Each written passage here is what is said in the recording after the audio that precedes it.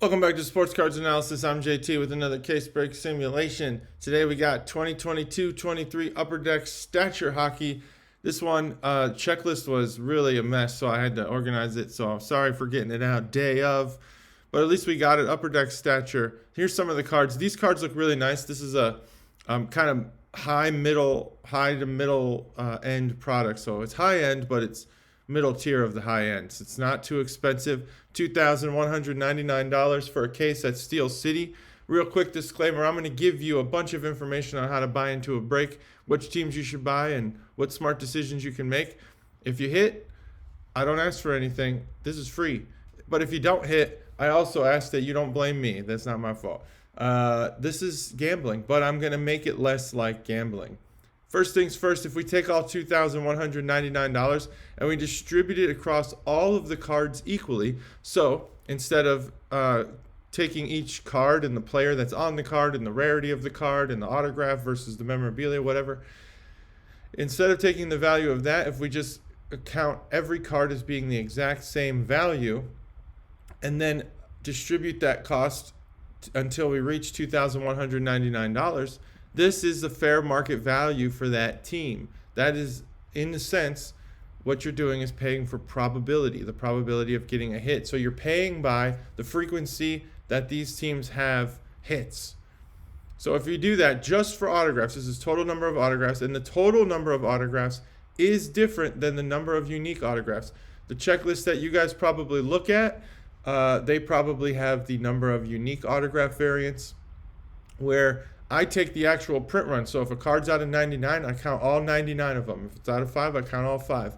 And then I add them up. So that's why this is out of order a little bit sometimes. Maybe not today. There's some out of order. But the most cards doesn't always mean the most unique. So if we look at it that way, the most autographs in this set are the Flyers, then the Coyotes, Ducks, Senators, Canadians. And you want to pay about $137 if you're strictly paying for autographs. And you're not interested in any other type of card, you would pay about $137, which gives you a fair value, kind of a equal value, for the probability of getting an autograph from the Flyers. Now, skipping the parallels and inserts, let's just go to the total number of cards. So this includes parallels and inserts and autographs. The most cards in this set belong to the Flyers. This includes print runs. And I hit when there's not a print run listed, like the base cards, which I think in this set actually are out of 99. But when there's not a print run listed, I'd make some educated guesses. I run some statistics and see what's close. So this number could be off by a little bit, but if it's off for one team, it's the exact same amount off for all the teams. And so if you want to pay for the distribution of cards by team, including inserts, parallels, and autos, we're going to pay this price, $109. So we'll go through probably the first 3 pages of that. Here's teams 11 through 20, and this is in order by who has the most cards. And that's the 3rd page. The 4th page is usually doubles, but I guess there's no dual autos in this product. So there you have it. There's all the teams and their ranks. Now you're probably saying, I don't want to pay equally by card. That's dumb. I want to pay for the best cards. I want Connor McDavid cards. I want all of the best players and autographs. I want to see how this product matches up against other products. I get that. That's a smart way to do it. You would pay more for a team that has better hits. But what I wanted to give you with that first table is to make you realize that just because you pay for a team that has better hits doesn't mean that you have a higher likelihood. This is like, odds, placing odds in Vegas. That doesn't necessarily mean you have a good chance of getting it. So in some cases, if you were to pay, you pay for probability because your risk is higher with lower probability teams, even if your payoff is greater. So what I've done is I've developed a scale, a player checklist strength scale, 1 through 5. This is an algorithm I built. I use prices from eBay and Check Out My Cards to determine what the value of a player is. Then I assign a value for every single card in this set to each player, to each card. So if it's an insert, parallel, memorabilia, autograph, whatever, I have different rules to assign price. But the players themselves are ranked 1 through 5. 1 being you might not sell that card. No one cares about that player, or like at least buying their cards, or Very rarely. You'll sell at a loss. 5 is high profit. These are your Connor McDavids. These are your extremely well-known, highly collected players. So for this set, for Stature as a whole, here's the distribution of players in the checklist, 1 through 5. So 1 being over here, 5 being over here. You have a lot of 2s. There's a lot of guys in here that, you might wind up selling those cards at a loss. They're not going to reach their full potential. But it is a higher end product. So when you do get a hit, when you do get one of these 4s or 5s, you might actually get a pretty high payoff. But overall, the autograph checklist, so just autographs, is a 2.9, and it's actually the same for the total product strength. So what this means is I calculate the average for all of the autograph for all of the players that have signed cards in this set. Calculate the average, and it's 2.9. I do the same thing where I include autographs, memorabilia, parallels, inserts, everything. So total product strength is a total checklist. It's also a 2.9. So it's kind of mid-tier. I think that there's potential that you'll lose money on this product. But again, if you hit, you might hit big because of the higher end feel of these. I really like the way these cards look, and I wish Upper Deck did baseball because that's primarily what I collect. Now, took a long time to get here, so I know I talk a lot sometimes. Let me know if you guys want me to cut things out or keep talking and give you more information, because I'm not exactly sure what people do and don't like. But let's look at this. So what I do is I wrote an algorithm to simulate case breaks, and I do it 200 times. And what that allows me to do is see what the ROI is, not average ROI, what the actual ROI is per case, and then I can average it by team, which is what I do. So this first table here, I'm also going to show you another table where it shows you how many cases it hits in, but this one's divided by 200. So for all 200 cases, on average, the Washington Capitals are producing $196 of ROI. That's really good, because what's probably happening is there's a very valuable one-of-one auto of Ovechkin or something, and it's causing the average to go bonkers, because I guarantee you that we're not hitting Washington Capital autographs in every case, and you look at the product strength, it's very low. Product strength one being the best. So the best product strength in this set is the Senators. They have the greatest amount. This is the most. I guess here, let me try to phrase this correctly. They have the highest amount of higher tier in my scale 1 through 5 players. So you would, in theory, get a higher ROI. The reason why that number's so low on the ROI is because it doesn't hit as frequently. It's actually harder to hit a Senator than it is to hit a Capitals player. So therefore, even though this product strength is worse, you're getting more out of it, and you're probably getting better cards, more rare cards. Anyway, so here's 1 through 10 on average ROI. This is divided by 200. So you can look at the product strength. This just is associated with my algorithm 1 through 5, and it's this team 1 for full product strength, or team 1 for the strength of the base set, 1 for the strength of the autographs. That is based on my 1 through 5 and having the most cards with higher players. Okay, so there's teams 1 through 10 on ROI, average ROI for 200 cases. There's teams 11 through 20, and there's teams 21 through 30, and then we'll go to the last one here. There's teams 31 through 33. Remember, this is averaged over 200 cases, so there are times where the Lightning produces pretty good ROI. But on average, if you were to break 200 cases, you're not going to make a lot of money back. That's assuming you sell every card too. Keep that in mind. Now you're probably thinking, I don't want to average that over 200 cases. I want that number to be averaged over the times that actually does hit, because some people are willing to not get a hit. So you buy the Capitals, okay, and then you're like, I want the higher payoff, and I'm going to take that risk. And that's quite a risk you're taking, because I do 200 case breaks, and I only hit the Capitals autographs in 76 cases. That's why, on average, the card values, the ROI, when it hits is like $2,600, which is super great. I mean, there's some one-of-ones in here, there's some autographs, but that's why when you look at the average over 200 cases, it's much lower. So there you have it. So in 76 cases, we hit the Capitals autograph. So how you read this table, and I'm going to go through this so I could stop talking so much. This is the team.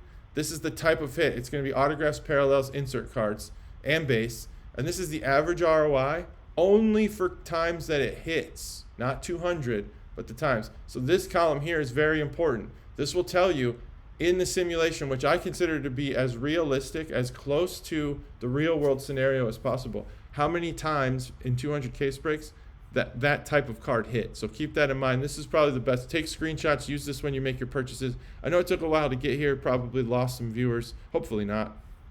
But this is it. So now you know how many cases if you're going to go get those Sabres autographs, just know that it's only in a quarter of the cases was I hitting a Sabres autograph. So there you go. There's 1 through 10, 11 through 20. And I'll go through I might just go through all 13 pages because once we get to the base cards, just take screenshots. I'm not even going to explain or go through all these. There's page 5. There's page 6, 7. Keep going. Take your screenshots. Use this. See, now we're getting into inserts and parallels, and you're not going to make as much money on these inserts, the Rangers inserts. If that's what you're chasing those Wonderkind cards, you're not going to hit it as often, and you're not going to get as much return out of it. There's page 9, page 10.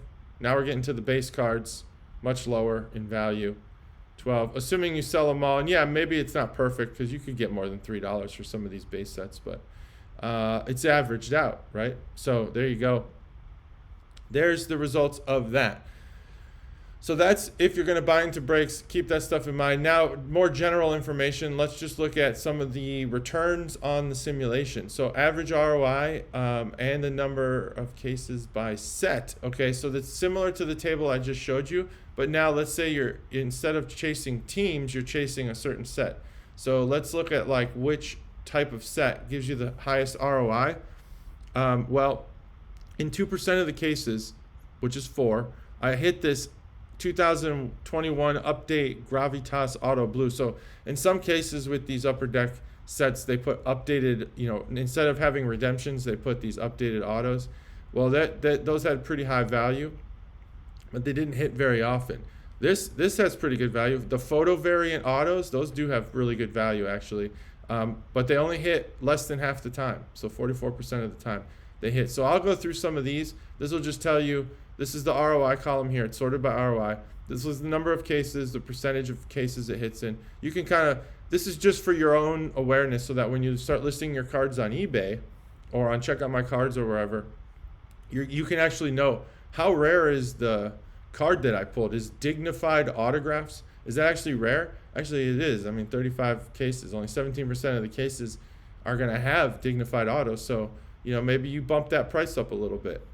Okay, here's some more for the sets. Take screenshots. I don't know. Use this in your research. This is just research. I just do this analysis and I have fun with it. So I'm like, this could be useful. Low numbered variants and parallels. That's one of the types of hits. You get one of those per hobby box. So 4 per, 16 per case or whatever.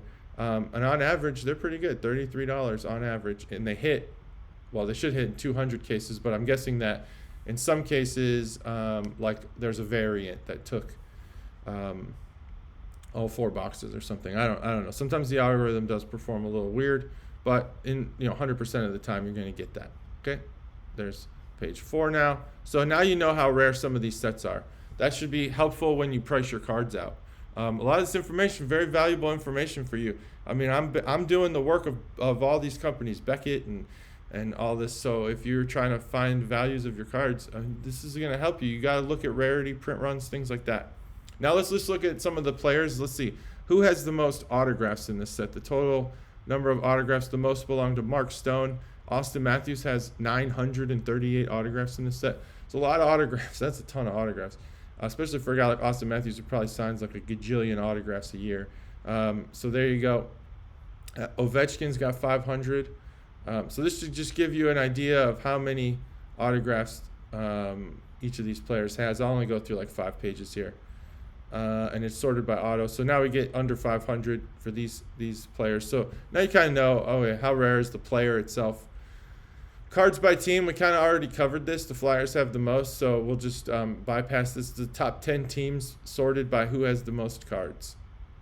Now, what about by print run? Well, One of ones, there's 1,296 one of ones. That's about average for Panini Topps Upper Deck for that, contingent of card makers.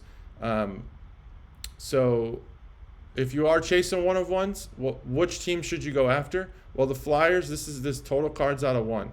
The Flyers, Ducks, Coyotes, Senators, etc. These are the teams that have the most one of ones. And we can go to the next page. These are the next 11 through 20 for one of ones. So if you're trying to hit one of ones, which I think is a noble cause, go out and get yourself some one of ones. Avoid the Sabres. They got 4 of them. Unless the Sabres showed up twice because there's a misspelling or something. Oddly enough, sometimes these, let's see, yeah, there's more of them. So keep that in mind. Like, look for the teams multiple times. Sometimes Upper Deck will make these checklists, and Sabres, spelled wrong. So they'll have misspellings, and then I don't correct them because I didn't catch it. So I'm not going to redo this whole video because I found the Sabres misspelled. So keep that in mind. So let's look at a one case summary. So I want to show you the results of my case break simulations, because if I don't, then why would you trust me? So here's the results of case 200. I think we should have 32 autos in one case because they give you 2 per box. Yeah, so we have 32, so there's 32 rows.